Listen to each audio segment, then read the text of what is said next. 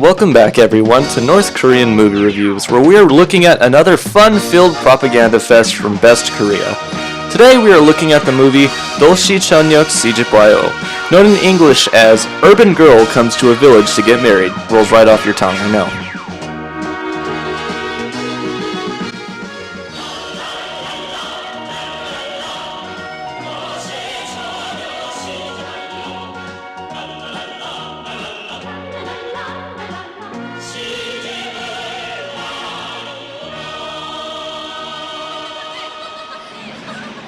Directed by the surnameless Chung Yun and produced by students from Kim Il-sung University, it was released in 1993, right before the arduous march was beginning to grip the country, elements of which can be seen in this film, but we'll get to that later. This movie is one of the more famous North Korean movies due to it being tied in with the popular North Korean pop song of the same name, which was then parodied in the 2004 Trey Parker film Team America. The film stars a young and beautiful Ri Kyung-hee, who plays a woman named Hyang, a successful fashion designer from Pyongyang. The movie begins as we follow her on her journey with her best friend Hye-sun and fellow workers as they embark towards the countryside as part of a government program where city dwellers mingle with people from the country. When she arrives at the small farming town known as Unchon, she's immediately popular with the locals due to her kindness and beauty. Certain people, however, are reluctant to interact with her due to the stereotype of an urban girl not wanting to date someone from the countryside. Among one of these people is a duck farmer named Song Sik, played by Ri Gun-ho, whom previously had an interaction with Hyang before when his duck stepped all over her fashion designs, getting them muddy and dirty. Hyang spots him from afar and is immediately reminded of the encounter and scolds him to herself. Shortly after Hyang and her group arrive, we get to see a propaganda montage of workers helping out on the farm in all its glorious socialistic goodness. We see Hyang struggling to repair a mound that a runaway cow ruined when she meets Song Sik's mother for the first time. Despite Hyang and Song Sik's apparent mutual distaste for each other, Song Sik's mother becomes immediately infatuated with Hyang and hatches a plan with the village chief to bring the two together. After the workday is over, the village chief talks to Hye-sun and instructs her to help get the two together. She agrees, and they plan to get them to talk to each other that night. When nightfall comes, the farmers throw a welcoming party for the city dwellers, complete with food, laughter, and the absolute worst fake guitar playing in the history of cinema. Like seriously, this makes the guitar solo in Freaky Friday look like Metallica. Hye-sun points out Song Sik to Hyang while he is adeptly playing the drums. Hyang is receptive and clearly impressed by his playing. When it's the city dwellers' turn to perform, Hyang sings the titular song, Urban Girl Comes to a Village to Get Married, which is about, you guessed it, a girl from the city who comes to marry a man from the countryside. Song Sik is mesmerized by her performance and quickly develops a crush on her.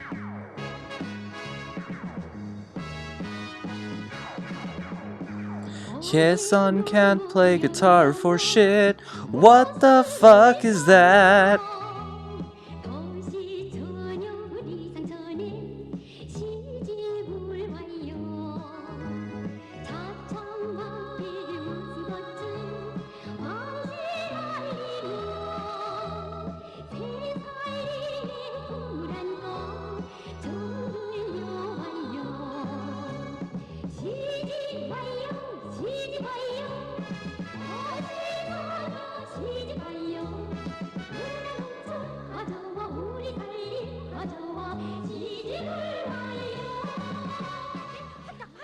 After the party, one of the countrymen cracks a joke that despite the song, city girls would never marry men from the country. This causes Hyang and the others to turn around, clearly offended as the joke insinuates that they engage in class warfare, a big no-no in a communist country. Song Sik attempts to clarify by asking Hyang if she'd ever marry someone from the country. Hyang replies, yes, but not you, and walks away, humiliating Song Sik in front of his mother and friends.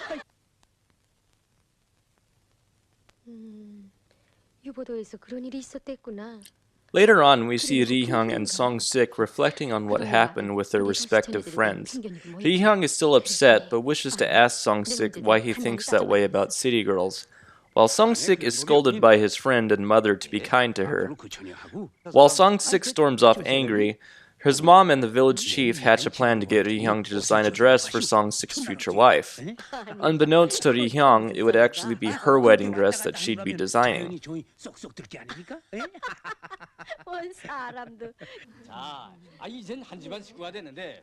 Meanwhile, as luck would have it, the following morning Hyang and Song Sik are assigned to the same tractor by themselves during the workday. This goes about as you'd expect. Hyang is still upset about Song Sik's words and runs to steal Hye-sun's work partner instead, so she doesn't have to work with him, only furthering Song Sik's initial distaste for her. Despite this apparent setback, Hyang winds up visiting Song Sik's mother at her home. Song Sik's mom prepares a large banquet of food and spoils her to no end. Hyang tells her that her boss told her to come here, not knowing that her boss was in on it. It's here that his mom presents the cloth she wants Hyang to make a Chosan ot, aka a handbook for all you South Korean bastards out there, out of. Later on that night, Hyang finishes the dress and tries it on in front of Hye-sun, who compliments her on her hard work and beauty. The two then begin talking about their type. Hyang comments that she wants a man with perfume, which she later explains as a man with ambition and devotion to his work. She claims that she would devote herself to such a man completely, but is yet to find him.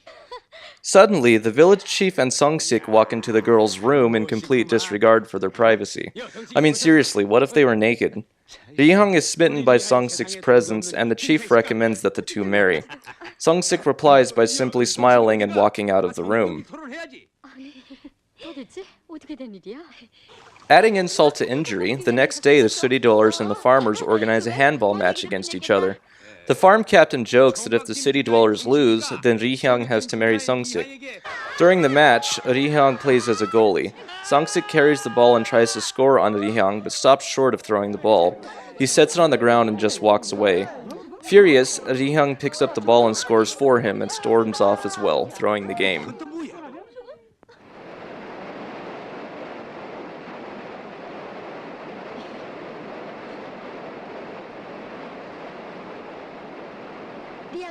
Hye-sun finds Hyang by a river and attempts to console her, telling her that Song Sik is actually charmed by her, but just doesn't know how to express his feelings.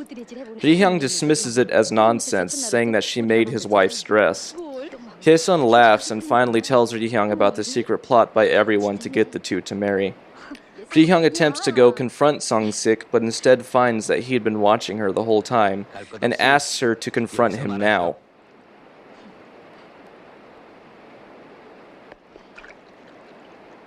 Lo and behold, it's here we actually see the two communicate for the first time since the movie began.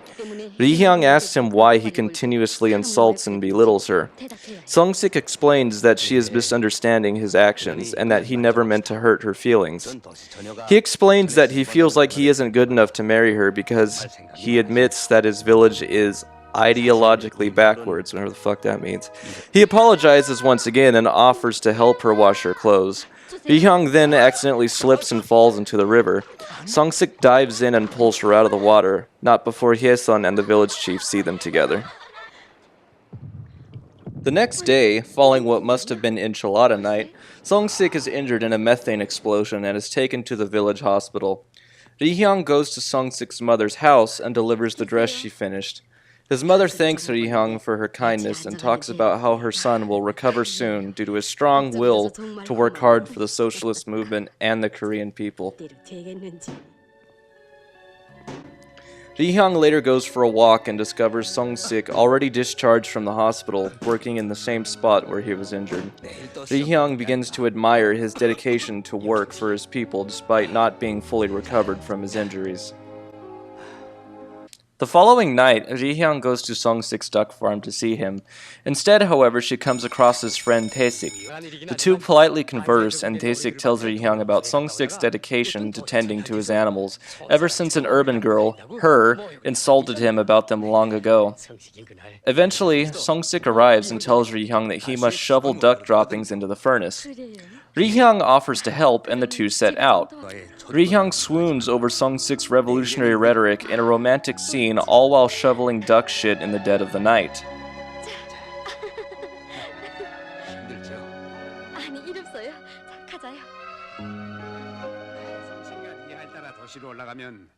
In the following days, as their love for each other becomes obvious, people begin speculating whether Hyang will move to the village or Song Sik will move to the city. Song Sik's mother is adamant about Hyang moving to the village as she sees it as a wife's duty. When Tae-sik brings it up with Song Sik, he proclaims that he could never live in the city, but is afraid to lose Hyang. While this is happening, Hyang's boss talks with Hae-sun about breaking them apart so Hyang will move back to the city. He claims that Hyang is an irreplaceable worker and would be unhappy in the country. With all of these conflicting viewpoints, why nobody bothered to ask Hyang what she wants to do is beyond me, but hey, plot devices. In fact, throughout this entire film, we learned almost nothing about Hyang, her motivations, her background, nothing besides the fact that she's a fashion designer.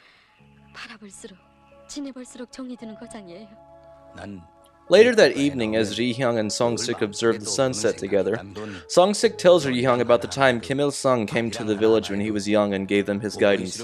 Song Sik lamented that he became so inspired by his words that he devoted his entire life to building the ideal communist society. Now, do we finally get some insight into Hyang's motivations and delve deep into her ever-evolving personality? Nope! Hyang just falls deeper in love with his dedication and replies that she would like to stay and help him. The two become practically attached to each other, spending day after day together, either helping Song Sik with farming or looking at Hyang's fashion designs. One day, a storm forces them to take refuge in a wooden outpost where Song Sik asks her if he'll ever see her again if she leaves. I guess he forgot that literally the night before she said she wanted to stay. Regardless, Hyang begins to cry, but before she can reply, they're interrupted by Hae-sun and her boss eavesdropping on them. Her boss later urges Song Sik to let Hyang go, saying she's the best worker in the factory and would be miserable here in the countryside. That night, as the workers from the city pack up to leave in the morning, Hyang hears Song Sik playing a somber tune on his harmonica. She runs to find him sitting on the edge of the river, staring into the endless void of the night. Hyang greets him and attempts to give him a gift. Song Sik declines and thanks her for all the help over the summer. He wishes her a happy journey and walks away to his house. As the doors slam shut behind him, Song Sik can only hear her boss's words playing inside his head, believing firmly that Hyang wouldn't be happy with him, and that letting her go was what's best for her. All the while, a heartbroken Hyang bursts into tears and runs away, thinking that Song Sik never loved her to begin with.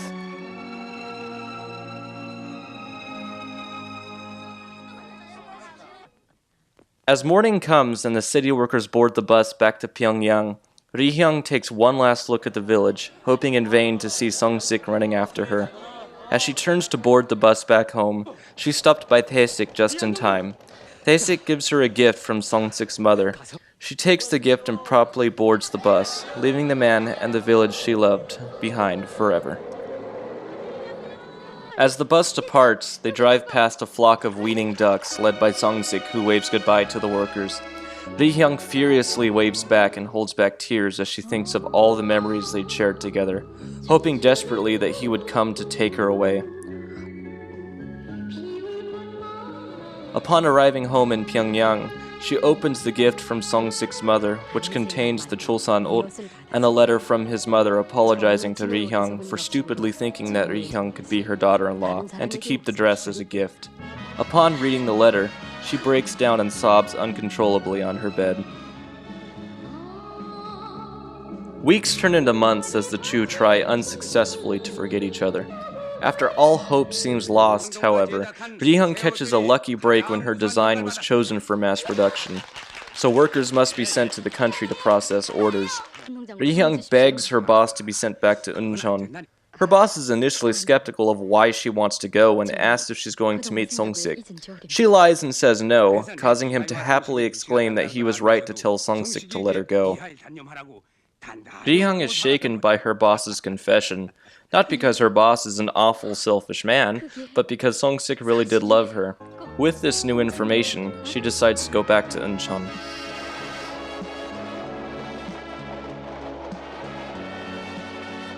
When she arrives with Hae-sun, Song Sik initially makes no attempt to meet her, believing that she's simply there for work purposes.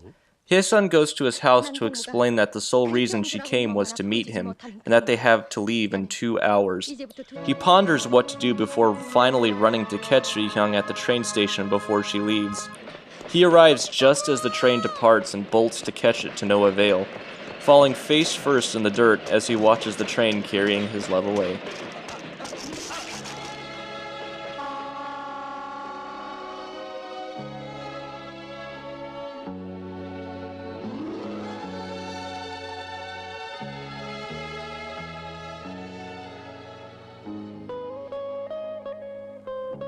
Song Sik makes it back to his duck farm later that night, full of sorrow and misery.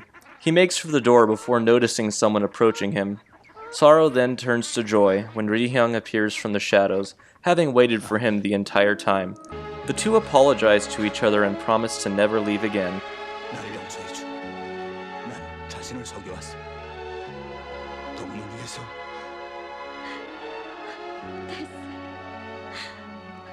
이제 널 말하지 마세요.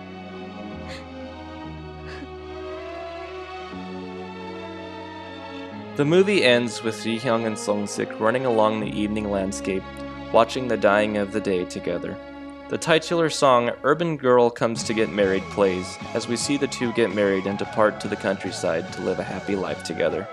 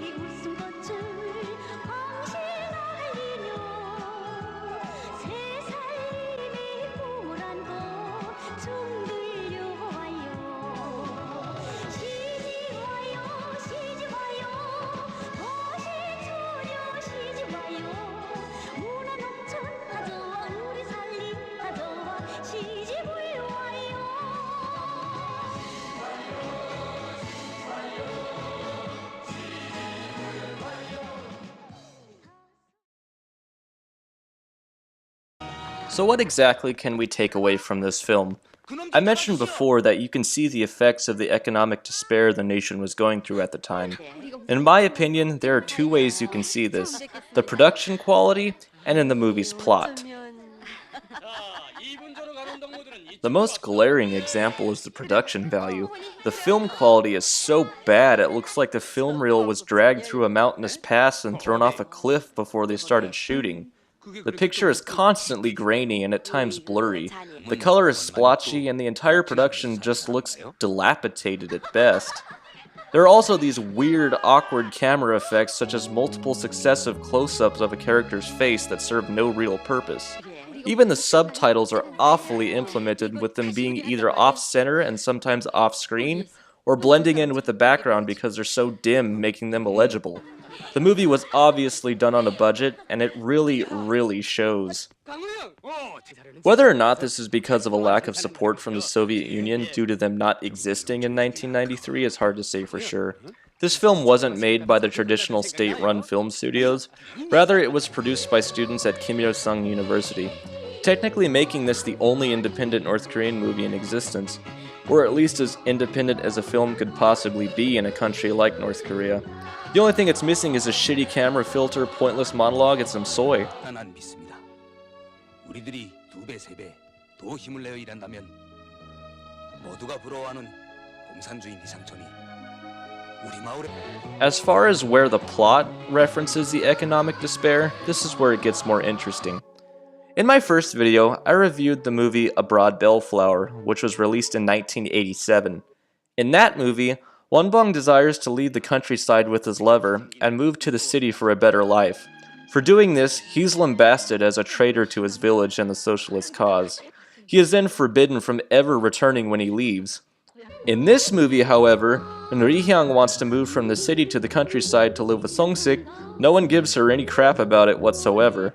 with the sole exception of the manager. But even then, it's only because he doesn't want to lose his most skilled worker, and not for some ideological reason. From this, we can draw two conclusions. That A, it's okay for people living in cities to move to the countryside, but not vice versa.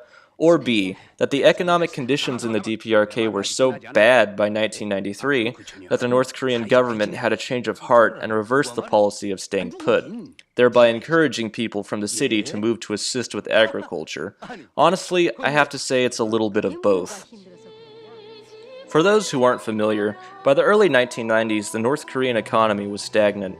Years of economic mismanagement and overproduction had led to an economy teetering on collapse.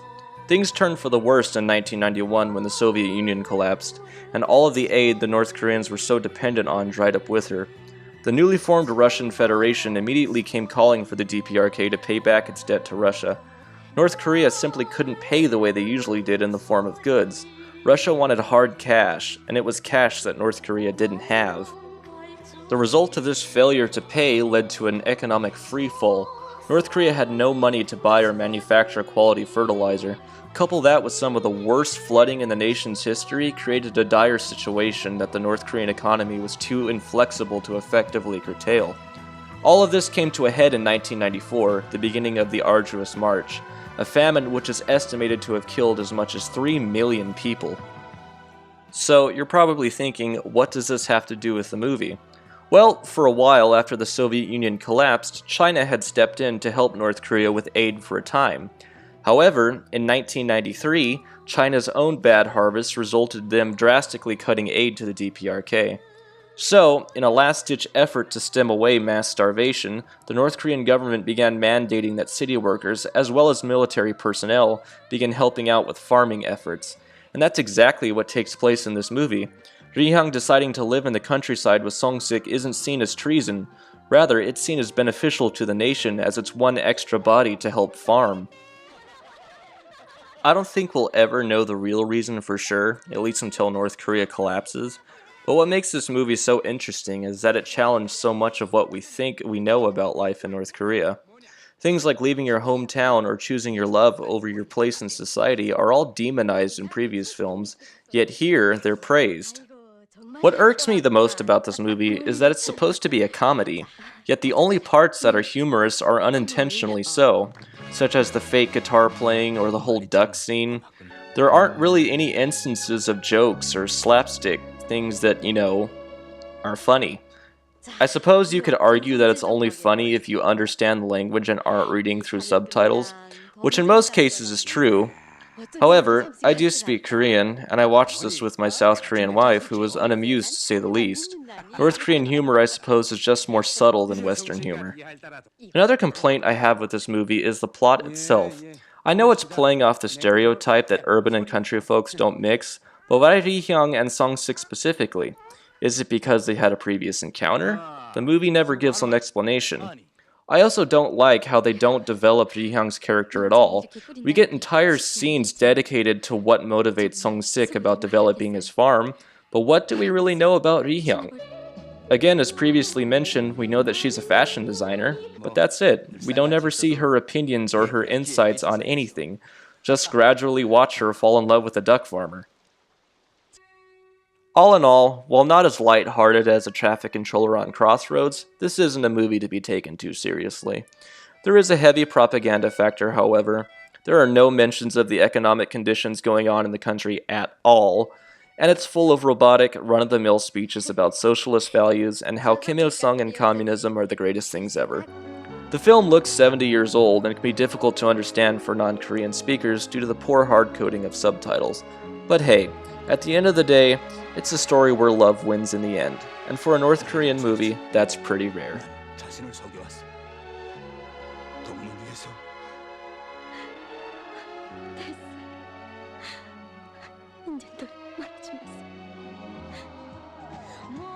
Thanks for watching, everyone. If you liked this video, please remember to subscribe, like, and leave a comment. And don't forget to follow me on Twitter or Facebook. Stay tuned for more content.